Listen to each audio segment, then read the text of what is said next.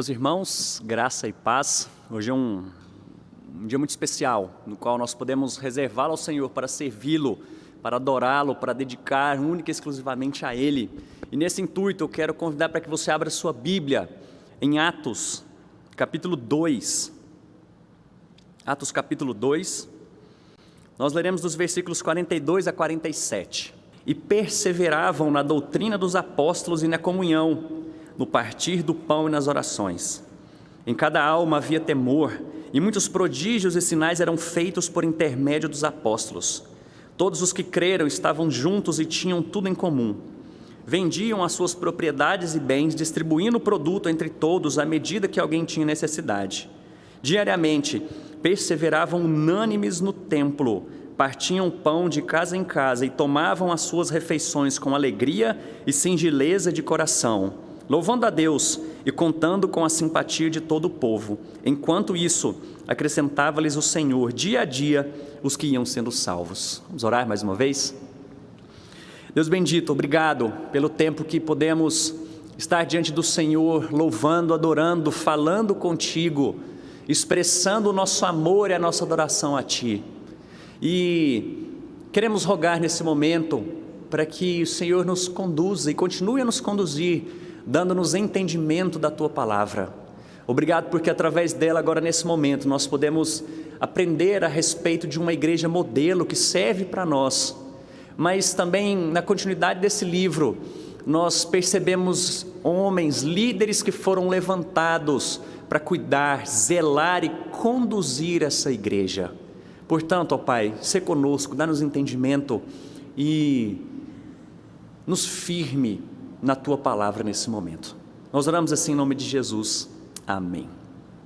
Eu quero começar lendo um trecho bem breve de uma parte do livro chamado Qual a Missão da Igreja, de Kevin DeYoung, que fala assim: a missão da igreja é ir ao mundo e fazer discípulos, proclamando o Evangelho de Jesus Cristo no poder do Espírito, e reunindo esses discípulos em igreja, para que eles adorem o Senhor e obedeçam aos seus mandamentos, agora e na eternidade, para a glória de Deus, o Pai. Esse pequeno trecho resume muito bem qual é a missão e a essência da igreja. Para mim, o ponto importante, talvez o ponto mais alto disso daqui, que nós entendemos como sendo missão e essência da igreja, é quando ele fala que reúne discípulos em igrejas para que eles adorem o Senhor. Tudo isso que nós fazemos e pensamos, inclusive lemos aqui agora, da igreja ir ao mundo fazer discípulos, proclamar o Evangelho de Jesus no poder do Espírito Santo, tem como finalidade a adoração ao Senhor. E por isso nós podemos pensar, por que nós existimos como igreja? Por que a nossa igreja está nesse local? Então, diante disso, pensando na missão da igreja, nós vemos o ID, cumprindo aquilo que Deus e o próprio Jesus Cristo nos conclamou a fazer, chamando discípulos a Ele, mas com o intuito de poder adorá-lo. Então nós vemos na essência a questão da adoração do povo de Deus. E eu creio que esse texto que nós lemos em Atos nos ajuda a perceber de forma profunda e prática como funciona essa igreja na sua essência na questão da adoração. E o meu intuito é ainda percorrer alguns textos para frente aqui de Atos, porque a história nos narra que essa igreja cresceu e então foram eleitos diáconos e presbíteros, líderes para cuidar e zelar do povo. E como a gente se aproxima de uma eleição aqui na nossa igreja, justamente para eleger líderes na nossa igreja, eu quero que a gente possa pensar então diante desse texto da palavra de Deus, qual a nossa missão como igreja e qual o dever dos líderes diante dessa missão e o dever como membros de igreja diante de uma eleição como essa. Só para nós entendermos então, contextualizando, o livro de Atos começa, se você voltar um pouco à sua Bíblia, ele começa nos narrando a respeito da ascensão de Jesus, Jesus subindo aos céus. Ele havia ressuscitado, ele apareceu ali para algumas pessoas e subiu aos céus na visão de muitas pessoas viram isso, foram testemunhas oculares da subida de Deus, de Cristo aos céus. Só que Cristo traz uma promessa aqui magnífica, grande, para o seu povo, para a sua igreja, quando ele diz, versículo 8 do capítulo 1, mas recebereis poder ao descer sobre vós o Espírito Santo, e sereis minhas testemunhas, tanto em Jerusalém, como em toda a Judéia e Samaria, e até os confins da terra. Enquanto Jesus subia aos céus, ele desapareceu no meio das nuvens, e dois grandes varões apareceram ali no meio daquela multidão, e falaram, por que vocês estão olhando para o céu? Agora nós estamos aqui, nós somos a igreja do Senhor. E então logo em seguida tem a escolha de mais um apóstolo para substituir aquele que foi o traidor, e aí sim nós entramos no capítulo 2, que se divide em 3 partes. A primeira parte dessa é a descida do Espírito Santo, conhecida como Pentecostes, e naquele momento pessoas, e que diz aqui o texto, gente de várias partes de toda a terra, de onde era conhecido, eles se reuniam para adorar o Senhor, e ali acontece também algo extraordinário, miraculoso, como línguas de fogo sobre a cabeça deles, no qual cada um fala na sua língua, porém eles se entendiam. Era um ato de adoração ao Senhor. Isso aqui para mim faz clara referência ao que vem lá em Apocalipse capítulo 5, talvez um dos trechos mais belos de toda a escritura, que diz que João teve uma visão e ele chorava porque via um livro fechado. Quem era digno de abrir aquele livro? Então ele vê ali o Cordeiro que é digno de abrir o livro, aquele que é o leão da tribo de Judá. E então no texto, em capítulo 5 de Apocalipse, diz que naquele dia em que Jesus voltar, toda língua, tribo, nação estará reunida diante dele em adoração. E eu creio que isso aqui é um prenúncio então daquilo que vai acontecer na volta de Jesus. Mas então o texto segue e vem um discurso, eu creio que na sua Bíblia tem inclusive esse título aí, o discurso de Pedro, no qual no final desse discurso 3.000 pessoas, ou quase cerca de 3.000 pessoas foram batizadas naquele dia. E qual que foi a mensagem que Pedro pregou ali naquele momento? Simplesmente Cristo, uma mensagem completamente cristocêntrica, voltada justamente para esse Senhor que se fez carne, habitou entre nós, morreu, mas ao terceiro dia ressuscitou, subiu aos céus e um dia vai voltar para nos buscar. Perceba bem que ele termina esse discurso no versículo 36 dizendo: esteja absolutamente certa, pois toda a casa de Israel, de que a este Jesus que vós crucificastes, Deus o fez Senhor, mostrando aqui toda a sua majestade, o seu senhorio, e Cristo ungido, aquele que era prometido, o Messias que haveria de vir, mas morreu e ressuscitou. E diante desse discurso todo, depois com calma você pode ler todo o discurso, pessoas foram alcançadas pelo Senhor. Naquele dia foram acrescentadas então diante daquela igreja cerca de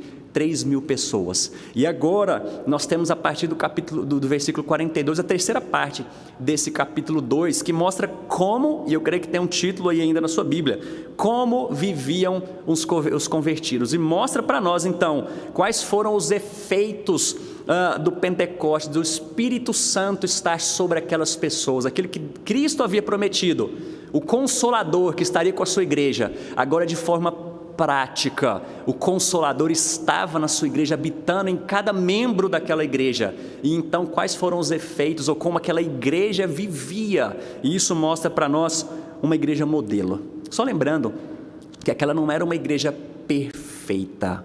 Nós temos aqui uma igreja que é modelo, e isso vai servir para nós quando nós olharmos para os líderes, ou para os líderes dessa igreja, que Deus não simplesmente chama homens perfeitos, mas Ele chama homens modelo, assim como essa igreja é modelo para nós, que nós podemos discorrer e pensar aqui a respeito da essência e missão dessa igreja. A primeira marca, o primeiro efeito que nós vemos aqui, eu vou chamar de marca, que nós vemos dessa igreja, é que era uma igreja que perseverava. Versículo 42 diz para nós, era uma igreja que perseverava na doutrina dos apóstolos. E o que é essa doutrina dos apóstolos? Nós já vimos aqui no versículo 36, que mostra exatamente que é a respeito de Cristo, mas quando nós olhamos para o apóstolo Paulo também, 1 Coríntios capítulo 5, capítulo 15, ele vai dizer, versículos 3 e 4, pois o que primeiramente lhes transmiti, foi o que recebi, que Cristo morreu pelos nossos pecados, segundo as Escrituras, foi sepultado e ressuscitou no terceiro dia, segundo as Escrituras. Nesse texto, o apóstolo Paulo tenta mostrar ali para aquela igreja, e que serve para nós, qual é o fundamento, qual é a base da nossa fé. E é exatamente isso que era o que aqueles apóstolos, homens escolhidos pelo Senhor Jesus Cristo, pregavam. Esse era o fundamento, a doutrina dos apóstolos. Nada além disso, nada. Simplesmente Jesus Cristo, morto e ressurreto, que fez isso justamente para pagar pela nossa culpa diante da cruz, diante de Deus, assim nos trazendo remissão. Cristo nos comprou diante do seu sangue, diante desse sacrifício que Ele fez, sendo aquele, claro, unicamente, único perfeito, o único que seria capaz de fazer isso por nós. Agora, esse é o fundamento ou a doutrina dos apóstolos. Tudo mais, e claro que a gente vai ver doutrinas dentro do conhecimento que nós temos bíblico, porém tudo se fundamenta exatamente em Cristo Jesus e o que Ele fez por nós naquela cruz. Essa é a doutrina dos apóstolos. Aqueles homens, aquela igreja perseverava. A ideia de perseverar é que eles labutavam, era algo ativo diante dessa busca por conhecimento, de debruçarem diante do Senhor e da sua palavra. Por isso eles perseveravam, eles lutavam por isso, para conhecer, para cada vez mais estarem solidificados nessa base que é o Senhor Jesus e que é a doutrina dos apóstolos. Claro que a gente vai encontrar outros textos dizendo que nós precisamos estar dessa forma solidificados para não sermos empurrados de um lado para o outro com ventos de doutrinas. Eu não sei se você ficou sabendo essa semana de um vídeo que percorreu e viralizou de uma mulher lendo um livro. E ela cita a autoria ali de C.S. Lewis, em um dos seus grandes livros, conhecidos, Carta do Diabo ao Seu Aprendiz, teve alguns outros nomes. Ela começa a ler um trecho assim, e muita gente compartilhou esse vídeo, falando que era de C.S. Lewis, até que algumas pessoas que conheciam profundamente o livro começaram a explicar que aquele trecho não fazia parte do livro. Inclusive a editora soltou uma nota oficial dizendo que aquele trecho não fazia parte do livro, que aquela mulher estava dizendo palavras muito bonitas, mas que não fazia parte do livro. E o que eu quero dizer com isso aqui, ilustrando para nós? Porque muitas vezes nós pegamos trechos como esse e começamos a replicar, sem saber exatamente o que está fundamentado naquele livro. E isso serve de exemplo para nós, diante desse texto que nós encontramos aqui, que perseveravam na doutrina dos apóstolos. Nós não podemos simplesmente ouvir qualquer coisa, ouvir ensinamentos e crer, às vezes, diante de uma autoridade, ou de uma pessoa que eu gosto, ou qualquer coisa nesse sentido, e tomar aquilo como fundamento da palavra de Deus. Nós precisamos estar fundamentados nessa doutrina dos apóstolos, para não acontecer como muitos fizeram, e depois teve um pedido de desculpa aí, geral, a respeito desse compartilhar desse vídeo que não era verdade, mas nós podemos também, dessa forma, junto com a palavra de Deus, cair nesse tipo de história. Nós precisamos estar solidificados, entender qual é a base da nossa fé. Mas ele continua, esse trecho continua então, que é a segunda marca dessa igreja, e eu creio que o restante do trecho, ela decorre justamente desse ponto. Então percebam, em primeiro lugar, eles perseveravam na doutrina dos apóstolos. Em seguida, eles também perseveravam na comunhão. E como eu disse, eu creio que o resto tem a ver justamente com essa comunhão que fala no partir do pão e nas orações. Ele mostrando para nós o que é essa comunhão. No partir do pão, nas orações. Depois, eu vou voltar nesses textos, ele fala no versículo 44, que tudo que eles tinham era em comum, vendiam suas propriedades. Versículo 46 ainda vai falar na segunda parte, partia o pão de casa em casa, tomava suas refeições com singeleza e alegria de coração, louvando a Deus. Então, o texto e o trecho que ele traz aqui de comunhão tem a ver com todo o restante desse capítulo. E essa comunhão é um termo provavelmente conhecido de muitos, que diz sobre, o termo usado aqui é koinonia, aquilo que é comum. Então, nós temos algumas aplicações dentro disso aqui, alguns entendimentos a respeito dessa koinonia, que em primeiro lugar é a comunhão que a Trindade tem entre si. Essa é uma koinonia, comunhão entre eles, mas também tem a ver com a comunhão que nós temos com Cristo, num segundo entendimento e aplicação dessa palavra, comunhão que nós temos com Cristo, porque com Ele morremos, com Ele também ressuscitamos. Nós somos participantes não só da morte de Cristo, mas nós comungamos com Ele, nós temos comunhão com Jesus Cristo e, claro, com toda a Trindade por meio do Espírito Santo que habita em nós e por meio do sangue de Jesus que foi derramado naquela cruz. Agora nós temos acesso ao Pai. É isso que nós estamos fazendo aqui, adorando ao Senhor. E pela graça de Deus esperamos que possamos, daqui pouco tempo, a gente possa estar reunido aqui como povo do Senhor, diante da presença dEle, em comunhão.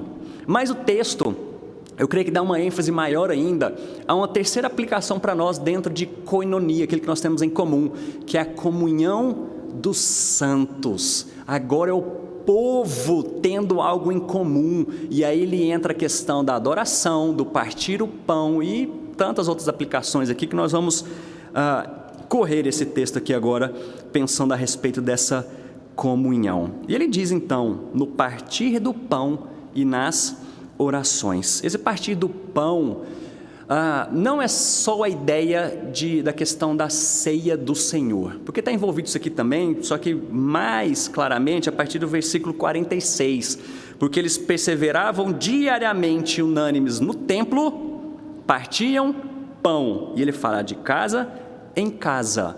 Isso provavelmente tem a ver com as refeições que eles tomavam juntos, e isso incluía a questão da ceia do Senhor. Era gente que estava diante da mesa de Deus em comunhão uns com os outros, como igreja, e isso refletia a comunhão deles com o Senhor. Mas eles também falam aqui que eles tinham a questão das orações. Essa comunhão tem a ver com as orações. Se a gente voltar um pouquinho a nossa Bíblia, para o capítulo 1, versículo 14, vai dizer que todos estes, falando da igreja, todos estes perseveravam unânimes em oração, com as mulheres, com Maria, mãe de Jesus, e com os irmãos dela.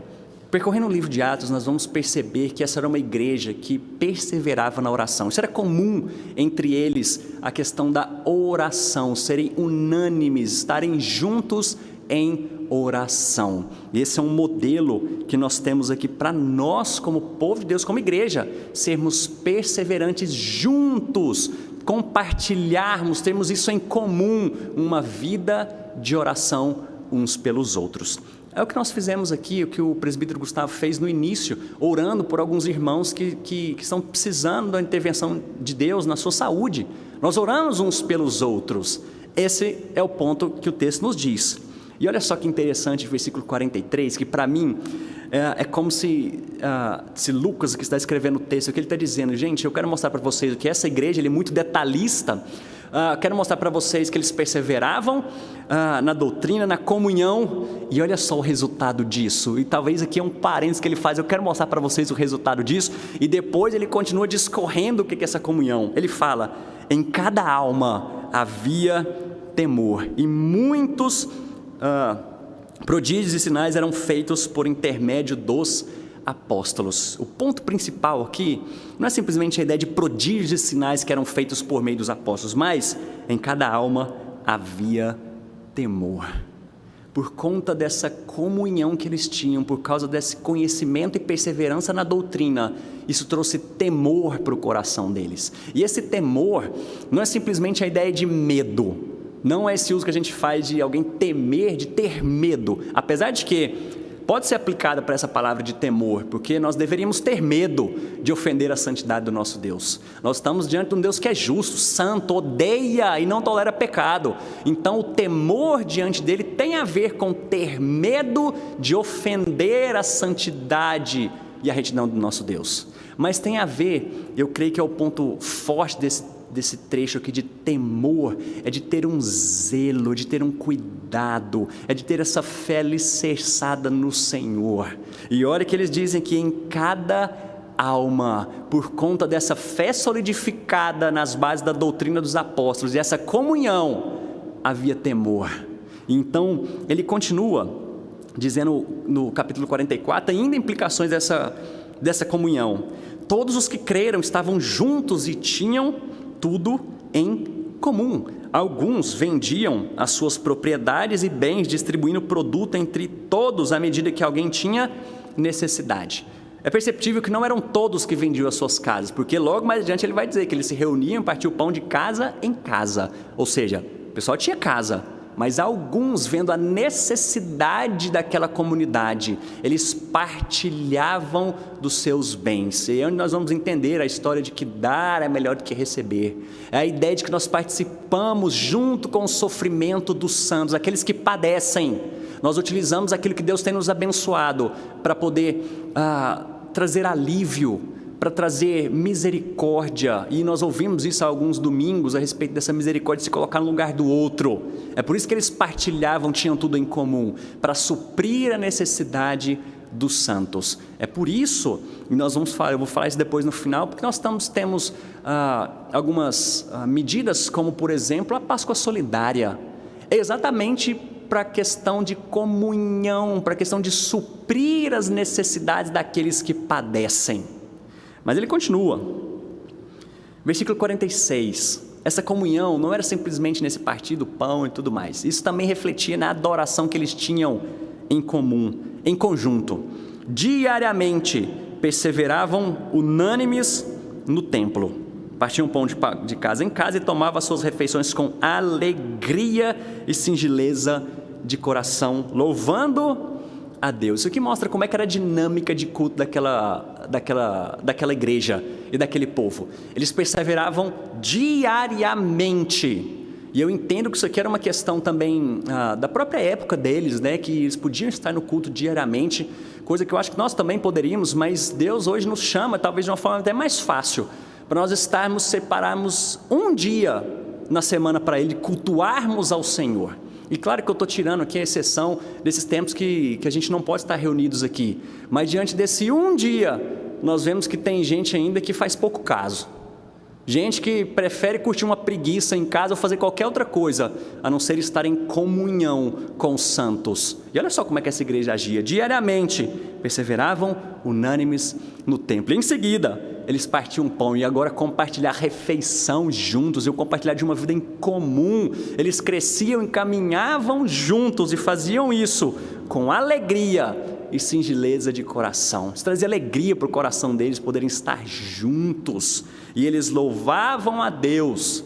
E olha só o resultado de tudo isso, que para mim é uma marca e uma característica implícita nesse texto, que ele diz, contando com a simpatia de todo o povo. Como que eles contavam com a simpatia de todo o povo? Eles conviviam com pessoas ao seu redor, e essa alegria, essa comunhão, esse cuidado, esse zelo com a palavra, influenciava pessoas que estavam ao redor deles. Isso aqui para mim de forma indireta é a maneira como eles evangelizavam, era cumprindo o ID, era cumprindo aquilo que o Espírito Santo agora, com o poder que habitava sobre eles podiam agora viver para o Senhor e falar dessa mensagem para o Senhor. E o resultado de tudo isso é, enquanto isso, acrescentava-lhes o Senhor dia a dia os que iam sendo salvos. Portanto, diante dessa vida dedicada ao Senhor, em comunhão, em perseverança na doutrina, vivendo o Evangelho dia a dia, isso testemunhava para as outras pessoas, isso acrescentava pessoas que o Senhor trazia para eles diante da conversão. E interessante ele falar isso aqui para nós, que o Senhor acrescentava dia a dia os que iam sendo salvos, porque Jesus salvava e acrescentava essa comunidade. Então perceba que nós temos alguns pontos aqui. Primeiro, Cristo, ele não acrescenta para salvar, é o contrário, ele salva e acrescenta. Isso nos faz pensar que não existe crente sem a comunhão dos santos, gente que não é acrescentada na igreja, que não vive dessa forma. Portanto, é assim que a igreja vivia, a igreja primitiva, talvez a primeira igreja que existiu desse formato aqui, após Jesus. Como eles viviam?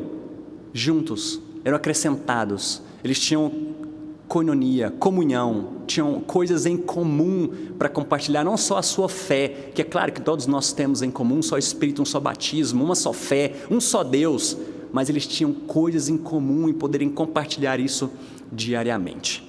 Então, terminando essa parte, eu quero que a gente possa percorrer ainda mais para frente, porque isso aqui é um modelo para nós de igreja, assim como nós também devemos pensar a respeito de igreja, algo muito simples, eles simplesmente viviam juntos, perseveravam na doutrina. E é por isso, por exemplo, permitam-me voltar aqui nesse perseverar na doutrina, é que nós damos tanta importância para a escola dominical, que vai começar daqui a pouco, para que você possa aprender mais, para que você possa aprofundar mais na doutrina dos apóstolos. Porém, o texto continua e narra algumas coisas que aconteciam nessa igreja. Por exemplo, capítulo 2, versículo 32 diz: da multidão dos que creram, era o coração e a alma. Mas, gente, onde tem pessoa ou pessoas, e claro, nós nos vemos como pecadores, onde tem gente, tem pecador, tem problema. E essa era uma igreja grande, 3.000 pessoas, e aí em seguida vai falar que Deus acrescentou, chegava a quase 5.000 pessoas. Olha só o que começou a acontecer no meio desse povo. Capítulo 5 vai nos narrar, e um pouquinho mais para frente, vai nos narrar a história de Ananias e Safira. Gente que vendeu a propriedade, quis esconder. O texto fala ali que Satanás moveu o coração deles, e eles esconderam uma parcela daquela venda, mentiram. E assim Deus os puniu imediatamente, para que eles servissem de modelo também para o restante da sociedade. Olha só, onde tem pecador, tem problema. Logo em seguida, no capítulo 8, vai falar a respeito de Simão, diante de Filipe. Filipe fazia muitos milagres, Simão era um mágico, que enganava as pessoas com magia. Então chega Filipe cheio do Espírito Santo, e esse Simão, é interessante que fala que ele foi convertido ao Senhor, ele acompanhava Filipe, mas ele diz: Filipe, eu quero do seu poder, eu também quero poder demonstrar isso para as pessoas. E ele precisa ser duramente repreendido. Olha só onde estava a mente desse homem que pertencia à igreja, querendo poder ou manifestações de poder. A gente vai encontrar capítulos 13 e 15, mostrando a respeito de João Marcos, que se ausentou. Capítulo 13 fala que João Marcos se ausentou das viagens missionárias, junto com o apóstolo Paulo, e o capítulo 15 mostra a chateação do apóstolo Paulo, diante de João Marcos, que ele achava injusto ter que chamá-lo para continuar a jornada, visto que ele os abandonou durante as viagens. E capítulo 19, só para a gente encurtar isso aqui, essa história, nós vamos ver alguns judeus exorcistas ambulantes que atormentavam o povo de Deus. E aí, eu quero só voltar aqui para o capítulo 6, diante de toda essa história. Veja só, a igreja crescendo, igreja modelo, problemas acontecendo. Agora no capítulo 6, voltando um pouquinho aí, versículo 6, capítulo 6, versículo 1, que diz: ora, naqueles dias, multiplicando-se o número de discípulos, igreja crescendo, houve murmuração dos helenistas, que eram judeus de língua grega, contra os hebreus, que eram judeus de língua hebraica ou aramaica, porque as viúvas deles estavam sendo esquecidas na distribuição diária. Igreja crescendo, muita gente precisando ser amparada. Agora alguns começam a murmurar no meio do povo. Então o que eles fazem? Versículo 2: então os 12 apóstolos convocaram a comunidade dos discípulos e disseram: não é razoável que nós abandonemos a palavra de Deus para servir às mesas. Mas irmãos, escolhei dentre vós 7 homens de boa reputação, cheios do espírito e de sabedoria, os quais encarregaremos deste serviço. E quanto a nós, nos consagraremos à oração e ao ministério da palavra. Aqui nós vemos a escolha ou eleição de diáconos cheios do Espírito para cumprir um papel muito importante e fundamental no meio da igreja, no meio do povo de Deus, de suprir a necessidade daqueles que padecem. Mas a gente não pode encontrar aqui ou pensar que os apóstolos estavam sendo arrogantes. Falou: olha, não é bom que a gente abandone a palavra de Deus para servir à mesa. Eu creio que seria bom para aqueles apóstolos, naquele momento, poderem servir à mesa, porque isso mostraria a sua humildade. Mas o fato é de que Deus separou homens para que pregassem a palavra. A gente vai ver textos, por exemplo, como 1 Timóteo, falando sobre isso. 5, devem ser considerados merecedores de dobrados honorários os presbíteros que presidem bem, com especialidade os que se afadigam na palavra e no ensino. Aqui Deus mostrando através da sua palavra homens que foram selecionados e aqui nesse sentido escolhidos, eleitos para exercer funções específicas dentro da igreja. Para quê? Para voltar àquela essência, a missão da igreja de adorar ao Senhor diante de toda aquela estrutura que nós vimos. Deus agora cumprindo o mandato dele diante da adoração do povo, agora escolhendo homens para servirem as mesas, e outros aqui no papel de apóstolos que ensinavam a palavra. Mas o texto também continua mostrando o capítulo 14, eu não vou ler esse texto não, capítulo 14, versículo 23, vai falar da eleição de presbíteros, homens, anciãos, em outros textos vai chamar de bispos, que é a mesma classe que ele está dizendo aqui, homens que tinham o dever de cuidar e zelar. Capítulo 20, versículo 17 e 18, vai nos dizer sobre isso, falando: atendei por vós e por todo o rebanho sobre o qual o Espírito Santo vos constituiu bispos para pastoreardes a igreja de Deus, a qual ele comprou com o seu próprio sangue. Então nós temos aqui o começo da definição dos ofícios da igreja. Na verdade são dois ofícios, no qual um deles a gente separa, porque são pastores, presbíteros e diáconos. Os apóstolos, a gente vê alguns outros ofícios extraordinários aqui, de profetas, apóstolos, e ele usa um termo de evangelista também, que eram dotados de dons extraordinários, que nós cremos que isso cessou após o período apostólico, mas os outros continuam. Quando nós temos aqui esses homens que zelavam, e dentre esses homens que zelavam, presbíteros, são pastores da igreja, aqueles que se afadigam na palavra e no ensino, e outros que continuam pastoreando, porém com uma ênfase diferente nesse pastoreio. E diáconos, que são aqueles que servem à mesa. Olha só a importância desses ofícios para o cumprimento daquilo que Deus designou, Cristo designou para a sua igreja, que é ter um povo adorando ao Senhor. E nisso, eu já parto para o final e concluindo, nós estamos prestes a ter uma eleição na nossa igreja, e a gente precisa prestar muita atenção diante da nossa essência, nossa missão como igreja. Isso precisa ser preservado. É aquele texto que eu li lá no começo, Deus chamando pessoas através do ID, fazer discípulos, reunindo esse povo em adoração ao Senhor. Só que a igreja cresce, e diante de tudo que estava acontecendo ali, agora Deus determina a eleição de homens para zelarem diante dessa missão da igreja. E olha só a importância do voto e da eleição diante dos membros, diante dos dever que os membros têm, a responsabilidade dos membros diante disso. Mas eu quero que a gente possa pensar aqui, dentro das qualificações que é trazido para nós, 1 Timóteo, Tito, Romanos vai falar sobre isso, 1 Coríntios vai falar sobre isso, as qualificações de presbíteros, e aí a diferença que nós fazemos dos presbíteros regentes e docentes, aqueles que se afadigam na palavra no ensino, e os regentes que cuidam e zelam e presidem a igreja, cuidam da igreja, pastoreiam de maneira geral, e dos diáconos. A exigência é muito alta, porque ele vai trazer termos lá como família, como homens que não são dados ao vinho, porque não se deixam dominar por qualquer outra coisa que não seja o Santo Espírito. Vai falar sobre o zelo com homens de uma só mulher, que cuidam dos seus filhos, que são exemplo. Agora olha só, eu quero trazer de novo a ideia, nós temos aqui uma igreja que é modelo, não perfeita, mas modelo. Agora diante disso, dessa igreja, desse zelo, desse cuidado, agora Deus escolhe homens que são modelo, não são perfeitos, mas são modelo para a igreja, para que elas tenham justamente, a igreja tenha sempre o foco da adoração e o serviço ao Senhor. Por que essa qualificação é tão alta, tão exigente? Porque esses homens são modelo, esses homens servem de modelo para toda a igreja, como aqueles que cuidam, que zelam do povo, que estão interessados no amor de Deus, aqueles que são chamados para pastorear. Olha só Hebreus capítulo 13, lembrem-se de seus líderes, aqueles que falaram a palavra de Deus, considerem o resultado de suas vidas e imitem sua fé. 13:17, obedecei a vossos líderes e submetei-vos a eles, porque eles estão zelando por vossas almas.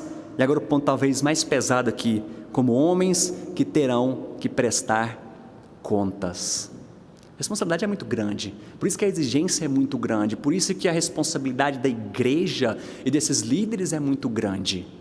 Mas é claro que nós descansamos no cuidar de Deus, sabe, esse poder que habita em nós através do Espírito, é esse poder, é esse Espírito que nos capacita a cumprir essas exigências e sermos modelos para a igreja. E assim, algumas aplicações, e agora de fato finalizando. Para os homens que serão indicados, quero dizer para vocês, coragem, sejam corajosos, porque apesar da grande demanda, da grande exigência, sabemos que nós teremos que prestar contas ao Senhor da igreja, ao noivo. Entenda quem habita em você, entenda quem te chama, quem te capacita. Homens, coragem. Para a igreja, eu quero trazer para você aqui também, algo que eu já disse, em certo aspecto, orem por isso. É um momento muito importante da nossa igreja, é importante a presença, é importante estarmos aqui, virmos aqui, aquela luta que a gente sempre tem para dar coro, para ver se a reunião vai... Gente, isso é uma missão primordial dentro do povo de Deus, escolher os seus líderes que guiarão o povo dentro, e guiarão a igreja dentro da sua missão. Então vejam, entendam essa responsabilidade e orem. Vejam aqueles homens que têm essas qualificações para poderem conduzir você, a sua família, essa igreja em adoração ao Senhor. Indiquem pessoas assim. Existem homens muito valorosos no nosso meio que podem cumprir esse chamado diante de Deus.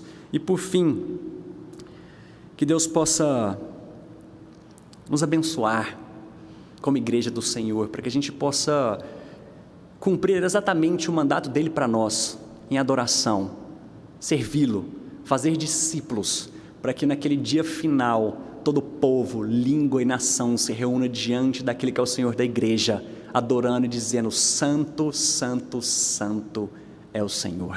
Vamos orar.